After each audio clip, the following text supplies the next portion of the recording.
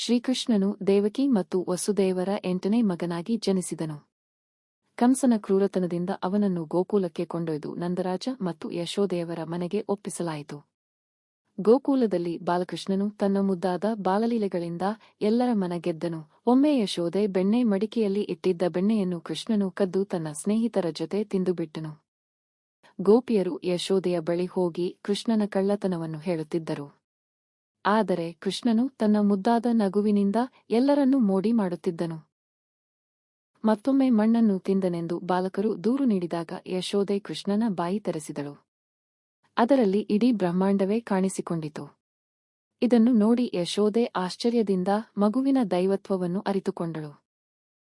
ಕೃಷ್ಣನು ಬಾಲ್ಯದಲ್ಲೇ ಪುತನ, ಶಕಟಾಸುರ, ತೃಣಾವರ್ತ ಎಂಬ ರಾಕ್ಷಸರನ್ನು ಸಂಹರಿಸಿ ಗೋಕುಲದ ಜನರನ್ನು ರಕ್ಷಿಸಿದನು. ಕಾಲಿಯ ನಾಗನ ವಿಷದಿಂದ ಯಮುನಾ ನದಿ ಕಲುಷಿತವಾಗಿದ್ದಾಗ ಕೃಷ್ಣನು ಅದರ ಮೇಲೆ ನೃತ್ಯ ಮಾಡಿ ನಾಗನ ಅಹಂಕಾರವನ್ನು ಕಡಿಮೆ ಮಾಡಿದನು. ಇಂತಹ ಬಾಲಲೀಲೆಗಳ ಮೂಲಕ ಕೃಷ್ಣನು ಪ್ರೀತಿ, ಧೈರ್ಯ ಮತ್ತು ದೈವಶಕ್ತಿಯ ಸಂಕೇತವಾಗಿದ್ದನು. ಅವನ ಬಾಲ್ಯದ ಕಥೆಗಳು ಭಕ್ತರ ಮನದಲ್ಲಿ ಸದಾ ಆನಂದ ಮತ್ತು ಭಕ್ತಿಯನ್ನು ಉಂಟುಮಾಡುತ್ತವೆ.